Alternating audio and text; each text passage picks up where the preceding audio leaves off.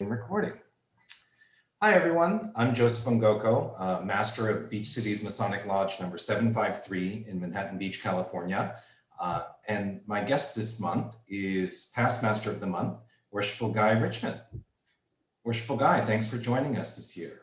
Thank you for having me, Worshipful. For some of our newer members of the Lodge, what year were you Master of the Lodge? I was Master in 1998 and also in 1999. Oh, brilliant. 2 years ago. 2 years ago. They got you twice. Yeah. Yeah, the guy right behind me, I was scheduled for 1998, and then the guy behind me got transferred. So instead of moving everybody up, I just did it for 2 years. Ah, brilliant. So then tell me a little bit about how you came to Masonry. Are you a legacy? Are your parents, dad, grandpa? Kind of a semi-legacy, I would say. In my family, we had no Masons or anybody like that. But in my girlfriend and wife's, who became my wife after high school, her family was full of Masons. Both her grandfather on both sides were Freemasons, and her father was Freemason and DeMolay and all that kind of stuff. Very active in DeMolay. In fact, her grandfather on her father's side was friends with Mr. Land, who started DeMolay back in Kansas. So that's pretty cool. They talked on the phone all the time and all. So I thought these guys, these three men, were outstanding characters, and it just grew on me. I wasn't quick, I was like 35 or 33 or so when I actually joined, but I had been around them for since my late teens. And had you been in any fraternal organizations or like fraternity in college or any service organizations like Kiwanis or Rotary? No, not really. I wasn't involved in any of that. I was just raising a family and all that, and I just figured it was time when at that time. And in 1993, when I became a Mason, my mother-in-law was the grand guardian of Job's Daughters of the state of California. So she was the number one in 1993. So maybe that had something to do with it. That might have something to do with it. Yeah. But I liked it. I just thought I admired them, all three of them. They were all really good guys in their own way. And I just thought something's got to be good about this organization. Mm-hmm. So tell us about, how did you decide to join the line? Or were you voluntold? Well, actually, like so often, people in their 30s seem to be the younger group, in the lodge. And so I joined. I loved the, ritual. I was killing it. I really spent a lot of time working at it. And so they saw that, and I did. So I joined in 1993, and then and so 5 years later, I was master. So I became like senior deacon pretty quick. I think I was steward for the first half of the year when I joined. And then I went senior, and I just went all the way up. Really do you have any advice for people who are considering joining Masonry now, or any of our newer members, the entered apprentices and fellow crafts whose Masonic journey has been a little stalled by this COVID? We haven't been able to really advance them. Yes, be patient, right? I would say, go and visit a few lodges if I was talking to people right off the street, or especially if you don't know anybody. Actually, my father-in-law told me which one and it wasn't his. He was a member of Gardena Lodge, and he said, "No, you want to join what's called Dana R. Weller," which ended up merging pretty quick after I joined with Hermosa Manhattan, and became Beach Cities Lodge. Nice. And so that he said he had a lot of friends over there and at our lodge where we're at now, and he just said they have a lot of fun. They're really social and all that. So, and he knew I'd like to have fun, so that's how he actually directed me towards it. And so if you don't have that, I would say you'd want to spend some time visiting lodges and try to get the right mix of personalities. Well, hopefully we're still a fun lodge. We are. Absolutely. Get back in. I had the best laid plans to shop. I had a whole strategic plan about how I was going to visit all the different lodges. And, Worshipful Ralph invited me to a stated dinner after I called one of those, to be one, ask one signs that are at the corners of Manhattan Beach. And so that's how I came in.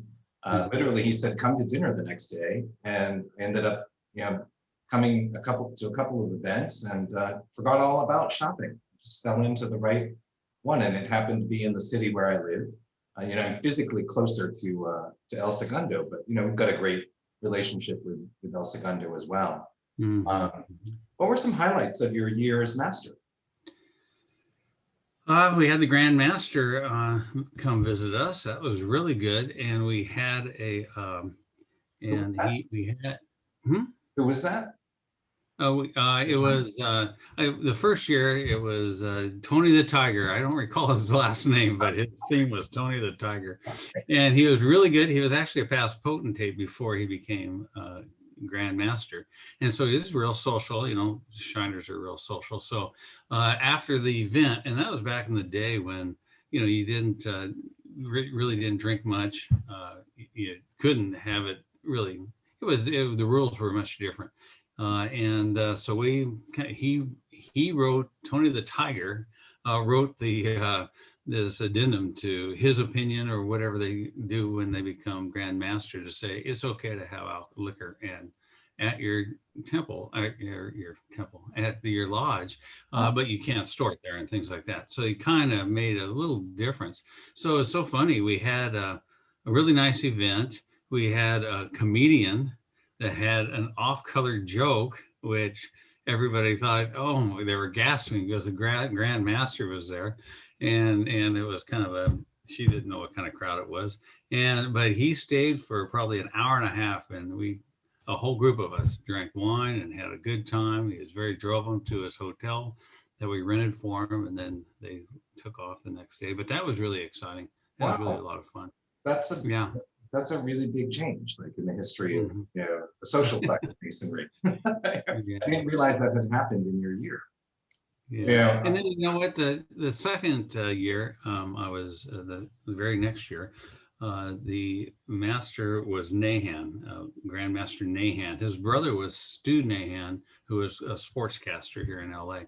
Oh. But anyway, he was really good. But something just to note, I was going to say this, that he was very concerned, and sure enough, we went below 200,000 members in 1999. For the first time. So he was we really worked hard to try to get members and all that, but you really, you can't force the issue. You got to ask. And, so that shows you how it was. A lot of people didn't think 200,000 was all. A lot of the old timers that were around in the 60s and 70s thought 200,000 was pretty weak, but it was something. You would see Masons all the time, and I would see them at work, and I'd see them out on job sites. I'd wear my ring all the time, and they would say, "Oh, you're a traveling man," and things like that. Mm-hmm. And it was just really nice to have a lot of Masons. I bet back in the day in the 70s, I think it was probably the peak, maybe the 60s here in California, and I bet it was really nice to have lots of those guys, around. Have you visited other lodges in other states or other countries? I did back when, especially, it was like in the 90s, mid 90s. We went to New Orleans, and I went and visited just right outside New Orleans. I actually walked. Is like downtown, just outside the French Quarter is where their Grand Lodge is, and it has several lodges, and it was totally different than us. It was crazy. First of all, the guy had a Coke and was smoking a cigarette in lodge, which is, we don't allow barely water in our lodge. But so it was crazy. And then some of the things that I probably shouldn't say, it was very, very different. Very. It was funny. I'll talk about it in lodge if you ever want me to talk about it. One of the things that we know you as is past potentate of Alma Laika Shrine. And a lot of our Master Masons are being pulled in all different directions: York Rite, Scottish Rite, Shrine. Tell me about, how did you choose at the time? Did you ever do York or Scottish? I joined when I joined when I joined, you had to join the Scottish Rite or the York Rite and the Shrine. You couldn't join, you couldn't skip them and go to the Shrine. Ah, So I am a Long Beach Scottish Rite okay. and 2 parts. I'm sorry, York Rite. I'm not the Commandry. I think I'm the other two. Okay, Royal Okay. Arch and Cryptic. Yeah. Okay. And I just went through those because I needed to go through those to become a Shriner. And then actually, my father-in-law and his dad joined the Shrine when I did, and my brother-in-law, who's I think is still a member, but he's not practicing in our lodge. But anyway, we all joined, and I really stuck with it. You know, it took me a few years because I had kids and 4 kids and was working a lot, but once I had a chance, kids going off to college, I had time to join some clubs and get active. A lot of our members were Shriners, Pat Moores and all those guys, the Parkers. And so they would drag me to Jim Nishikawa. They would push me over to the Shrine, come out to San, you know, and they would have events monthly of their dinners would be at different golf courses or whatever. And they would have real entertainment, like a bird show or a comedian or this or that. It was always really nice stuff. So I like that, you know, and they didn't do, you know, crappy stuff, you might say, or halfway. They did real nice, you know, how some groups do. Yeah, I mean, it's everybody's got different tastes.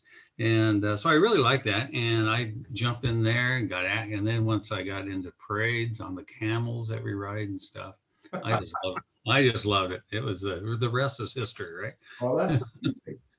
Well, we'll Yeah. definitely have to introduce some of our newer members to you. And that's one of the things why I'm doing this year is because in my first year when I was an entered apprentice, every month I'd sit down at a different table, meet a different past master, get to hear their story. So I really appreciate your sharing all of this. Do you have any parting advice for a sitting master? Just yeah, I would say, be patient with your brother, and everybody just wants the lodge to be the best it can be, and they have good intentions.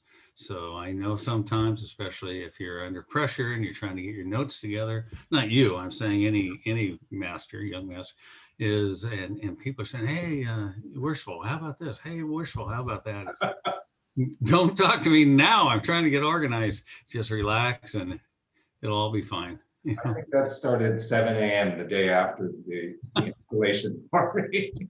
That seems to be a tradition at our lodge. Everybody has opinions, so yes. But I totally agree with you. Everyone's coming from the right place. We all want the best things for our lodge and for our brothers. And looking forward to seeing everyone in person soon. So I'm looking forward to having an event at our basically new lodge. Yes. Gosh, very excited about that. Good. Good. Yeah. All right. We don't have any plans yet, right? We don't have any plans or date yet? We don't have any plans that are set in stone. In my head, in my imaginary world, I'm hosting a 4th of July barbecue, which I would hope. I know that Grand Lodge recently announced that they're intending for annual communication to be in person again this year. So that's October. But they're very closely watching the vaccination numbers and guidelines. And we seem to be advancing very quickly. I know that this week, some of our brethren our younger brethren were vaccinated because they work in retail. So they were given the go ahead. I think food service was like a month ago, but like other kinds of retail just started about a week ago.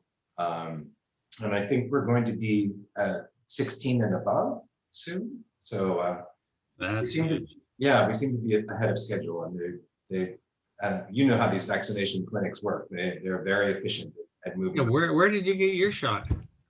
At the Shrine. Very good. Right. No, it's one last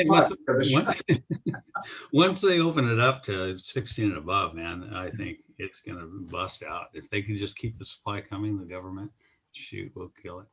I think so. So I'm hoping that we can throw open those beautiful folding doors and have a barbecue at our lodge. That's my hope. Absolutely. It'll be crowded. Yeah. You'll have a lot of people. We'll have to put a shrine, we'll have to put you in charge of entertainment. Okay. Well, and I'll have to find the budget for that beforehand. Very good, very good. But thank you. Thank you for taking the time today, and looking forward to seeing you again in person. And thank you for doing this, Joseph. That's very good. Of course.